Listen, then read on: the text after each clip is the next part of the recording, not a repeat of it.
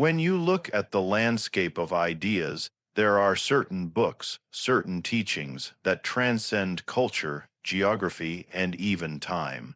The Quran is one of those works.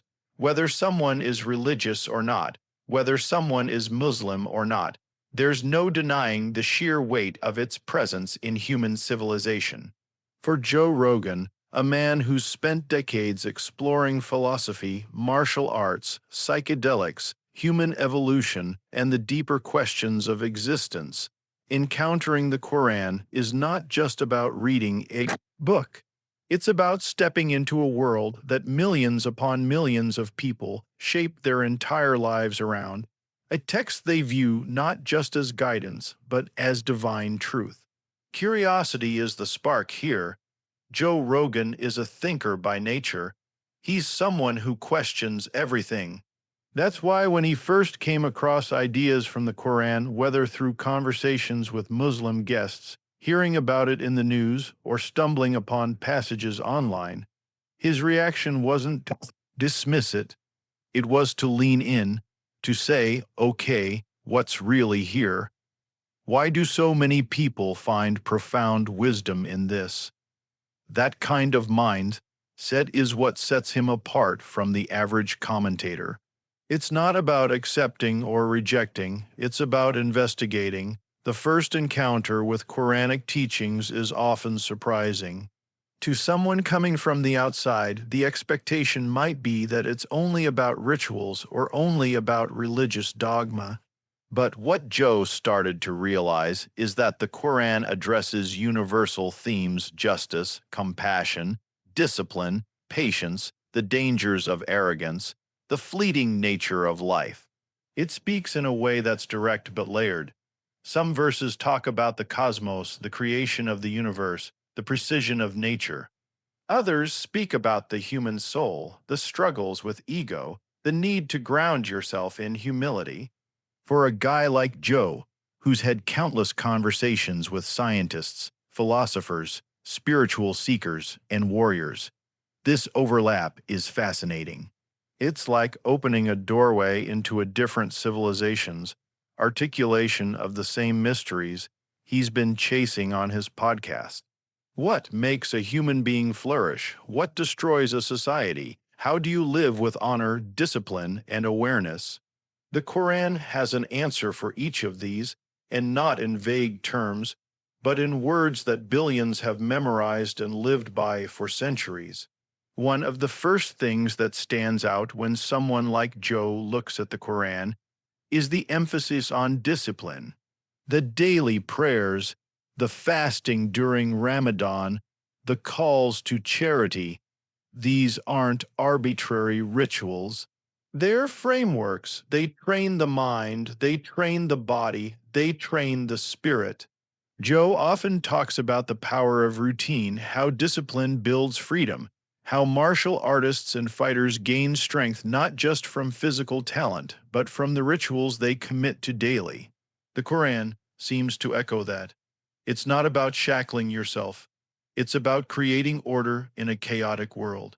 That message hits hard for someone who's seen what a lack of discipline can do. Addiction, wasted potential, lives spiraling out of control. But beyond discipline, there's this sense of perspective. The Quran constantly reminds the reader that life is temporary, that wealth, fame, and ego are illusions. Joe Rogan, being in the entertainment industry, has seen this firsthand. He's seen people get lost in the game, chasing material success and recognition, only to end up broken or empty. So when he comes across passages in the Quran that emphasize humility, gratitude, and the shortness of life, it resonates. It's like the book is saying, don't be fooled by the distractions, focus on what matters. Another layer that draws his attention is the Quran's connection to nature. Over and over, the book points to signs in creation: the stars, the oceans, the cycles of day and night, as reminders of a higher order. For someone like Joe, who has spent hours talking about the mysteries of the cosmos, the possibility of simulation theory, the awe of being a conscious being in an infinite universe, this language feels familiar. The difference is that the Quran frames it as evidence of intentional design. The universe isn't random, it's purposeful.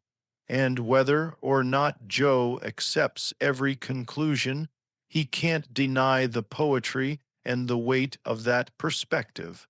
What's really interesting is the way the Quran addresses the human heart. It's not just about rules. It's about the inner battle. Pride, envy, anger, greed, these are universal struggles. Joe has had athletes, monks, scientists, and comedians sit across from him, all of them talking in their own way about conquering the inner self. The Quran places that battle at the center of human life. It's not about controlling the outside world as much as it's about controlling yourself. And that's a message Joe has echoed countless times. If you want to change your life, you start with you. And then there's the concept of mercy.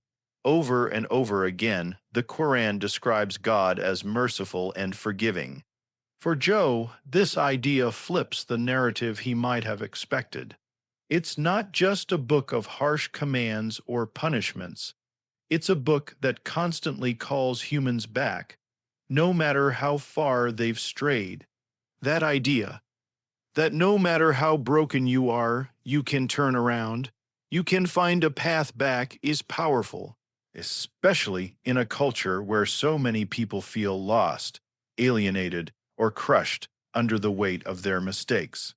But perhaps the most striking thing in these early encounters is how unapologetic the Quran is. It doesn't hedge. It doesn't leave everything open-ended. It speaks with authority. And for someone used to a world where everything is questioned, everything is debated, that boldness can be jarring. But it can also be refreshing. In a society where people are drowning in uncertainty, the Quran says, "This is the truth." And even if Joe doesn't swallow that whole, he can respect the confidence, the clarity, and the way it has anchored entire civilizations. This first step into the Quran's teachings doesn't answer everything. In fact, it raises even more questions. But that's the beauty of it. Curiosity is not about finding final answers. It's about diving deeper into the unknown. For Joe Rogan, the Quran isn't just another book. It's a challenge. It's an invitation to wrestle with ideas that have shaped billions of lives. And once that door is opened, it's almost impossible to close it again. Because if there's one thing the Quran demands, it's engagement. You can't read it passively. It forces you to think, to reflect, to question your own life. And for someone like Joe, that's exactly the kind of intellectual arena he thrives in. This is just the beginning. The tequing what they you, mui, without sity has been zive, sprsked. The first lessons have been absorbed, and the questions are only multiplying.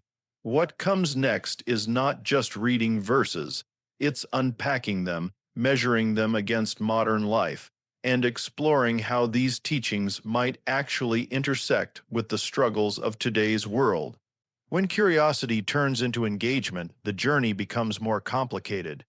Joe Rogan's first encounters with the Quran left him fascinated, but fascination alone isn't enough. The Quran is not a book you just skim through like a bestseller on human psychology. It's dense, layered, and filled with symbolism. It requires effort, patience, and, above all, humility. And that's where the struggle begins. For someone like Joe, who has built his career on asking questions, the idea of surrendering to a text is foreign. He thrives in the chaos of debate, in the push and pull of ideas. The Quran, however, is different. It doesn't ask you to debate. It commands you to listen. And that tension between the modern mind that questions everything and the ancient voice that speaks with authority creates an internal battle. One of the first challenges is language. The Quran was revealed in Arabic, and translations, while valuable, often fall short of capturing the rhythm, depth, and poetry of the original.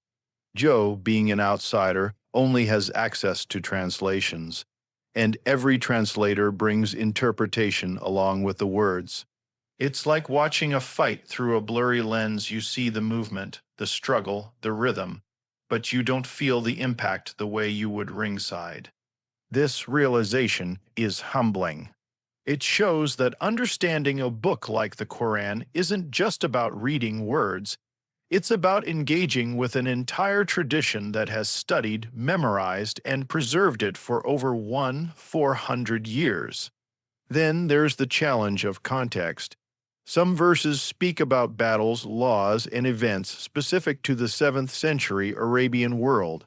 Without historical understanding, these passages can feel alien or even harsh. Joe, however, approaches them the way he approaches ancient warrior codes or philosophical systems. He doesn't dismiss them outright. Instead, he asks, what's the principle behind this? What was this trying to address in its time? And more importantly, what lessons can still be extracted today? That mindset allows him to navigate the text without reducing it to a relic of the past. But the deeper he goes, the more he realizes that the Quran isn't just giving commands, it's painting a world view. It's a lens through which reality itself is understood. This is not just about telling people to pray or fast. It's about reshaping the way they see existence. Life is framed as a test. Time is seen as fleeting. The self is viewed as both the greatest enemy and the greatest opportunity. Joe, who often talks about life as a battle with the ego, finds this perspective strikingly aligned with what he's heard from monks, fighters, and philosophers. Still, the struggle doesn't end there. There's the challenge of morality. Some verses call for justice in ways that, to modern ears, may sound strict or uncompromising. For someone like Joe, who values freedom, open expression, and individuality, this can feel like friction. How do you reconcile the call for submission to divine authority with the modern ideal of personal liberty? That tension forces him to pause, to reflect on the nature of freedom itself, because true freedom, as he's often discussed, isn't about doing whatever you want. It's about mastering yourself, and the Quran seems to echo that idea in its own way. The ultimate freedom is freedom from the chains of ego, desire, and illusion. What complicates things further is the sheer confidence of the Quran. It doesn't speak like philosophy, where ideas are floated for debate. It speaks like revelation, absolute, final, non-negotiable. To Joe, that's intimidating, but it's also fascinating. Because in a world drowning in uncertainty, where even basic truths about life and identity are endlessly debated, there's something powerful about a voice that cuts through with certainty. It forces him to ask, is there something we've lost in our obsession with questioning everything? Have we traded wisdom for doubt? At the same time, Joe can't ignore the lived reality of Muslims around the world. It's one thing to read the Quran in theory and another to see how billions of people actually live by it. When he observes Muslims fasting during Ramadan, gathering in prayer, or building communities around their faith, he sees the practical manifestation of those teachings. This isn't just abstract spirituality. It's lived discipline, embodied every day. And that consistency is rare in modern life. It's something Joe respects deeply, especially as someone who values the grind, the repetition, the discipline that creates mastery. Yet, the struggle of understanding goes beyond the intellectual. There's also the emotional weight of the Quran. The book constantly reminds its readers of mortality. It brings death to the forefront, not as a morbid obsession, but as a motivator.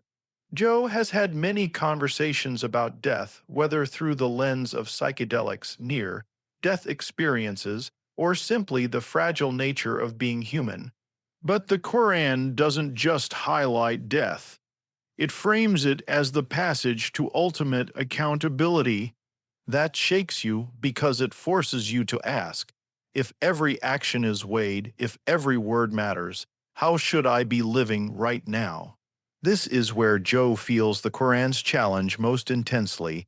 It doesn't just want you to admire its wisdom. It wants you to change, it wants you to live differently, and that demand is heavy because it means that engaging with this book is not a passive act.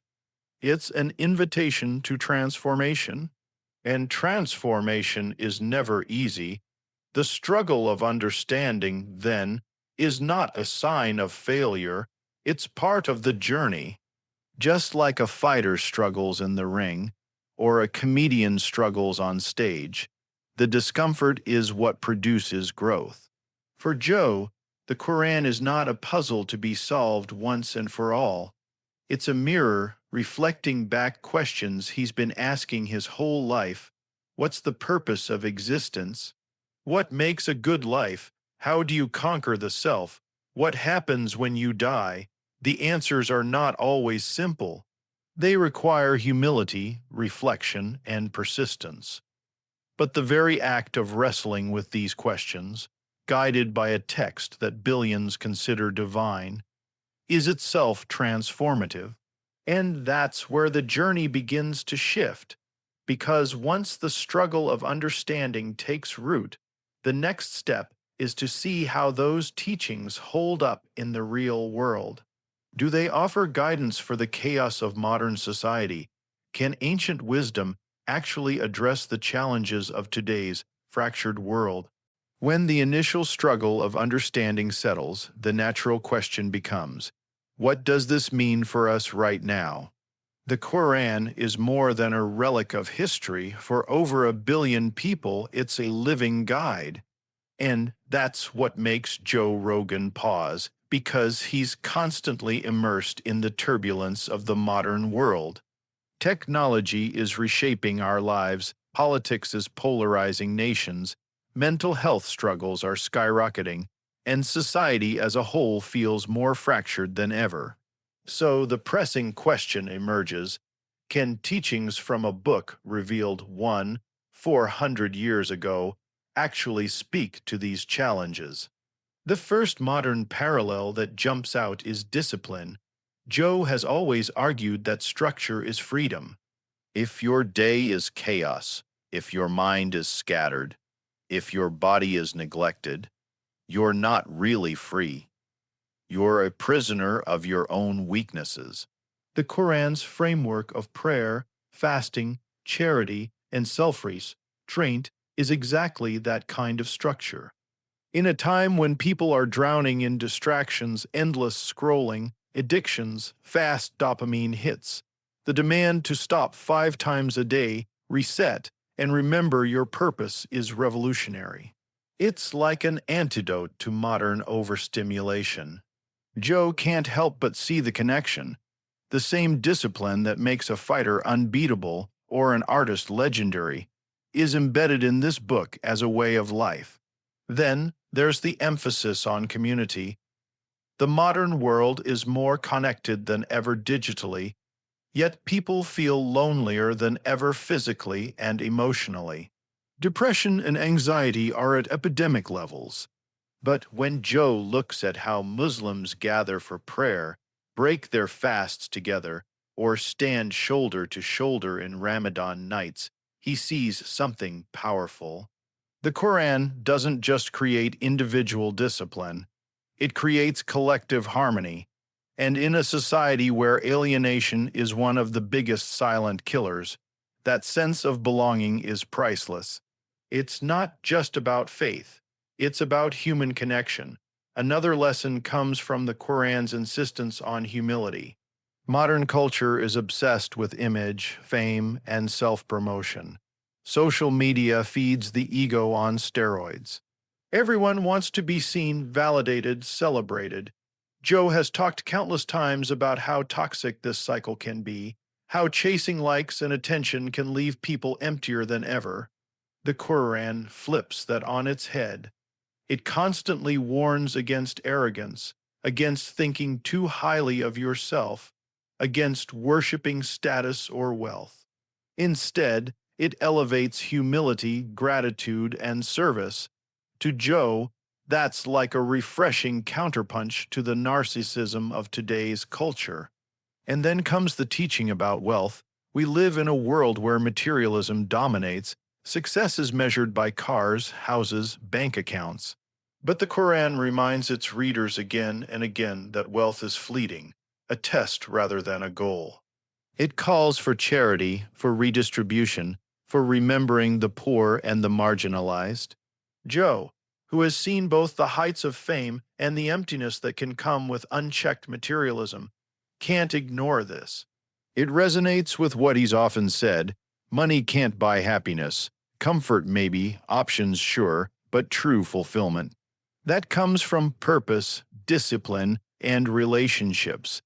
And the Quran seems to have understood that long before modern psychology confirmed it. But perhaps the most striking lesson for the modern world is the Quran's handling of the inner self. Today, self-help has become a multi-billion-dollar industry. People chase therapy, motivational books, and mindfulness apps to manage stress, ego, and depression. Yet, the Quran already frames life as a battle with the self. It identifies the ego, the nafs, as the core struggle. Conquer it, and you gain peace. Lose to it, and you spiral. For Joe, this hits hard. Because whether it's fighters learning to quiet their minds in the octagon, or monks silencing their desires in monasteries, or entrepreneurs overcoming fear of failure, the battle is always internal, and the Quran is essentially saying, that's the real fight of life. Then comes the Quran's constant reminder of death. Modern society does everything possible to avoid thinking about mortality. Death is hidden, sanitized, pushed out of sight. But the Quran puts it front and center. It doesn't do this to scare, but to wake people up, to remind them that life is temporary and that wasting it on trivial pursuits is the ultimate loss.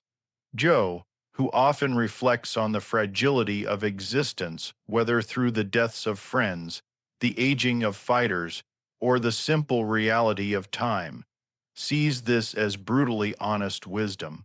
In a world where people live as if they're immortal, the Quran says, your clock is ticking, live accordingly. The modern lesson doesn't stop at the individual. It extends to society. The Quran's teachings about justice, fairness, and accountability challenge the corruption and inequality we see everywhere today. It warns against exploiting the weak, hoarding wealth, and abusing power. Joe has been critical of elites, corporations, and governments that manipulate people for profit. The Quran's message aligns with that criticism. No system built on injustice can last. Sooner or later, corruption eats itself. That's not just religious talk. It's a sociological truth visible throughout history. But what about science and progress? Here's where Joe finds another surprising parallel. The Quran often calls people to reflect on the natural world, the stars, the oceans, the human body. It doesn't present science the way modern textbooks do, but it does encourage observation, reflection, and curiosity. For Joe, a guy who loves exploring astrophysics, biology, and the mysteries of consciousness, this is huge. It means the book isn't trying to shut down curiosity, it's pointing it in a direction. It's saying, look at creation, see the patterns, recognize the signs. And that, in itself, is a mindset that resonates with the modern scientific spirit.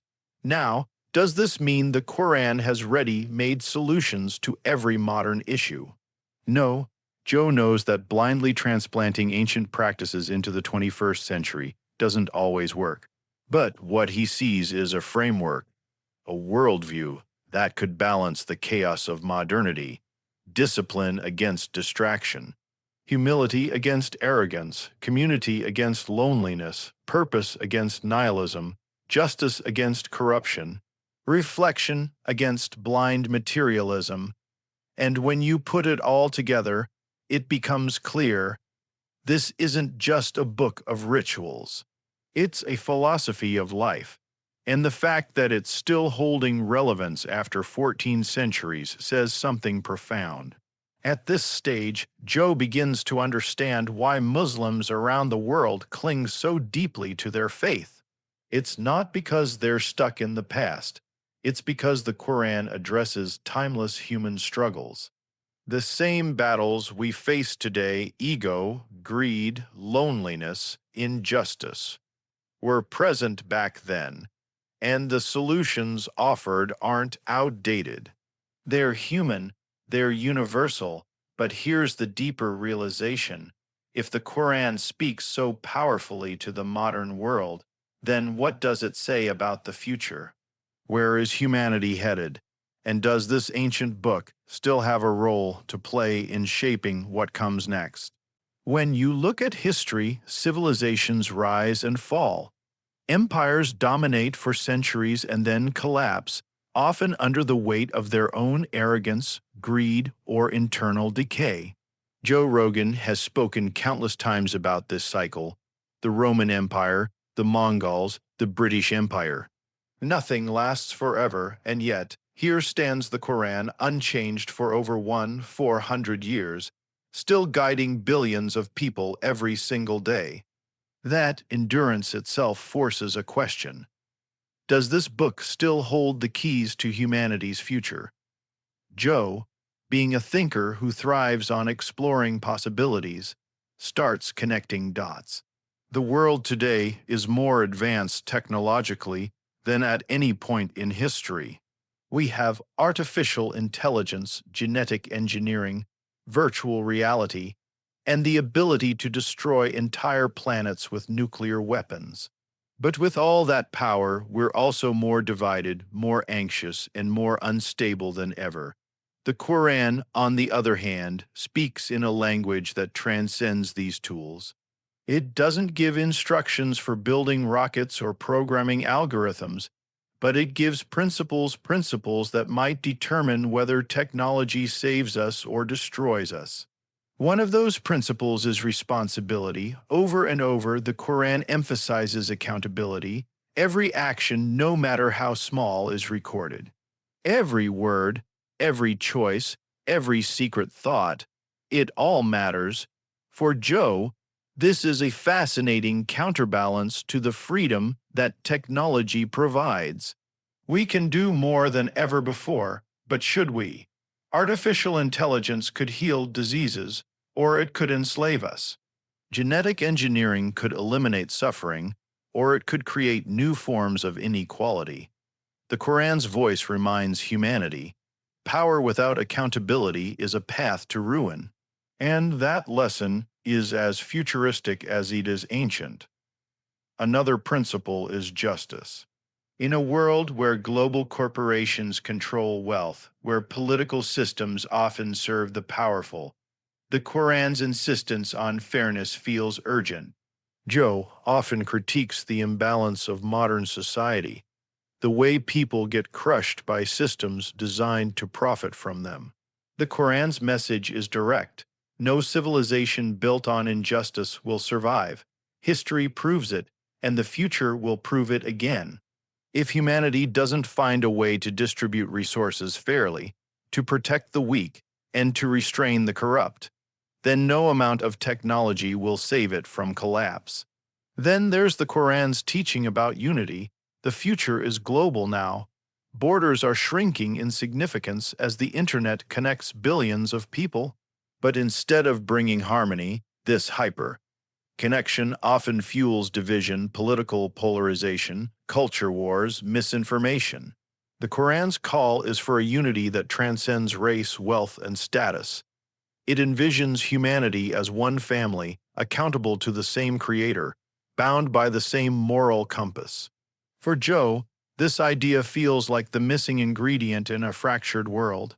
Because if we can't learn to see each other as one, then our future risks being consumed by tribalism, conflict, and endless division.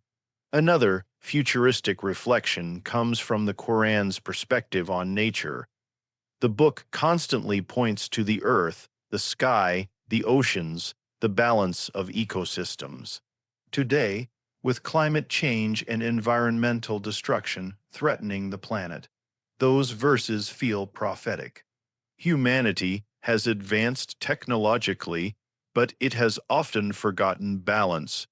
Joe has spoken with scientists and explorers about how fragile our ecosystem really is. The Quran's reminder that the earth is a trust, a gift to be cared for, not exploited, becomes deeply relevant. It's not just spirituality, it's survival. But the most profound reflection about the future comes from the Quran's vision of the human soul. Technology can change our bodies, our environments, even our perception of reality. But can it fix the human heart? Can it cure greed, arrogance, hatred? Joe knows the answer. No machine can replace inner transformation. And that's where the Quran feels timeless, because it doesn't just address external problems, it addresses the root, the self. It insists that no matter how advanced we become, the ultimate question remains: who are you when no one is watching? What choices are you making with the freedom you have? Joe also reflects on how the Quran views life and death. In a future where people dream of uploading consciousness into machines or extending life indefinitely, the Quran's reminder of mortality feels like a grounding truth. No matter how far you run, death will come, and beyond death there's accountability. This perspective flips the obsession with escaping death into something more meaningful. Instead of fearing it, prepare for it.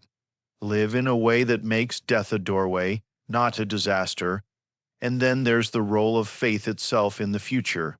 Science and technology answer the how questions, but they often leave the why unanswered. Why are we here? Why does it matter? Why should we live ethically if everything ends in nothingness? The Quran anchors those questions in purpose. It says life is not random, not meaningless, and for Joe, who has seen countless people crumble under the weight of nihilism, that message is not just religious, it's existentially vital. Because without purpose, even the brightest future feels empty. At this stage, Joe begins to see the Quran not as a book locked in the past, but as a compass for the future. It doesn't compete with science or progress. It provides the foundation for using them wisely. It doesn't erase culture or individuality. It refines them into something healthier. It doesn't shy away from human struggles, it shines a light directly on them, but there's still one more layer to this journey. Because reflecting on the future isn't enough. The real test of any philosophy, any text, is its impact on the individual life. How does it shape a person from the inside out? And what happens when those teachings are put into practice daily? At the end of the day, ideas are only as powerful as the impact they have on a human life. Philosophies, religions, teachings, none of it matters if it doesn't shape the way people live, the choices they make, and the way they treat themselves and others. For Joe Rogan, exploring the Quran moves beyond curiosity, beyond struggle, and beyond reflection on the modern world or the future. It comes down to this: how do these teachings transform a person from the inside out? The first transformation is discipline. The Quran's structure, 5 daily prayers, fasting, charity, remembrance, isn't just ritual, it's training. It rewires the brain to pause, to focus, to reset. Joe has always said that discipline creates freedom. Without it, you're a slave to your impulses. The Quran seems to offer one of the most ancient and effective systems of discipline in human history. You don't just pray when you feel like it. You pray when it's time. You don't just fast for self-improvement. You fast because it's commanded, and through that, you discover strength you didn't know you had.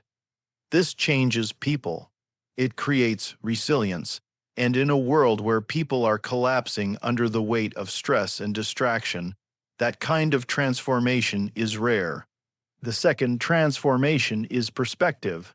Joe has met countless people who lose themselves chasing success, fighters obsessed with victory, celebrities drowning in fame, entrepreneurs consumed by money. The Quran cuts through all of that with a reminder: everything here is temporary. Your wealth, your fame, your body, it all fades. The only thing that lasts is what you've done with integrity, with humility, with service. That shift in perspective is powerful. It pulls people out of the endless rat race and grounds them in something bigger. And Joe sees the value in that, especially when so many people around him burn out chasing illusions. The third transformation is inner peace. Life is noisy, the mind races, anxiety builds. Joe has explored meditation, psychedelics, and philosophy as ways to calm the storm.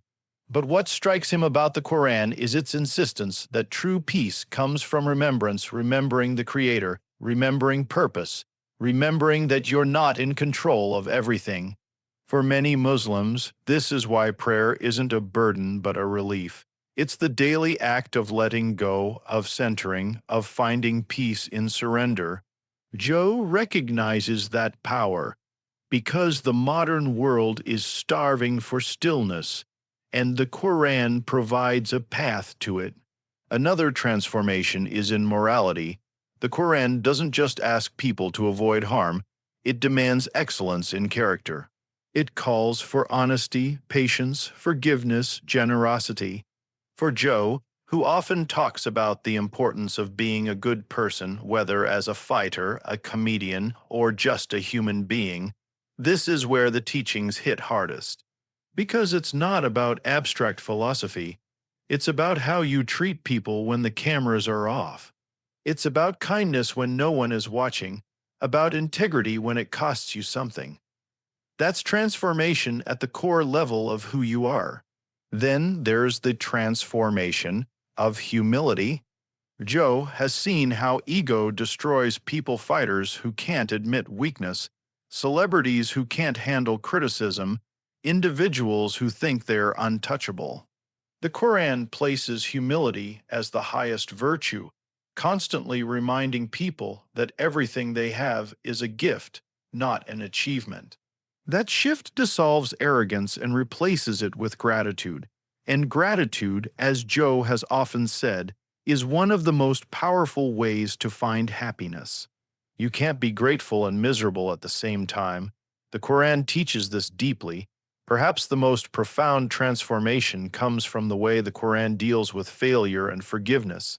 Everyone makes mistakes. Everyone falls short.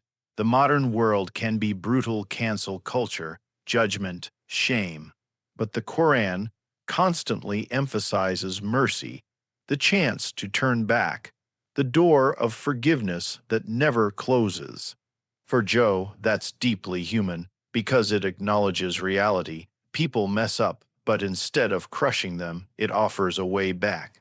That kind of transformation, lifting people from despair into hope, is what keeps entire communities alive, generation after generation. And this leads to the most personal realization of all. The Quran is not just a book of rules, not just a spiritual manual, not just an ancient artifact. It's a guide to becoming the best version of yourself. Not in the shallow self-help sense, but in the deepest sense, a disciplined, humble, grateful, compassionate human being who knows their place in the universe. That's the kind of transformation Joe respects above all, because it's not about pretending. It's about living truthfully, with courage and integrity. At the end of this journey, Joe's thoughts circle back to where it all started, with curiosity. The Quran sparked questions, pushed him through struggles, offered lessons for the present, reflections for the future, and finally, a vision of transformation at the individual level. And whether or not someone believes in its divine origin, the impact is undeniable. This book has been shaping human beings for over 400 years. It has turned warriors into leaders, wanderers into scholars, and entire communities into civilizations. That's not just history, that's evidence of transformation on a massive scale. So, what does Joe Rogan see in the Quran? He sees a mirror for humanity, a challenge, a call to discipline, humility, compassion, and accountability. A text that, even in the chaos of the modern world, still speaks with clarity and force. It doesn't whisper, it doesn't compromise. It calls you out, calls you higher, and calls you to remember what really matters. And maybe that's why, after all the conversations, after all the debates, after all the searching, the Quran continues to stand. Because it doesn't just answer questions, it demands that you live the answers. And for a thinker like Joe Rogan, that demand is not a burden. It's an invitation to wrestle with the biggest questions of existence, to explore the depths of human nature, and to walk a path that has guided billions before and will guide billions after. In the end, the journey isn't about Joe Rogan. It's about the universal truth the Quran points toward. The truth that every human being, no matter their culture, no matter their time, must eventually face. That life is short, that the self is a battlefield, and that the choices we make echo far beyond our own existence.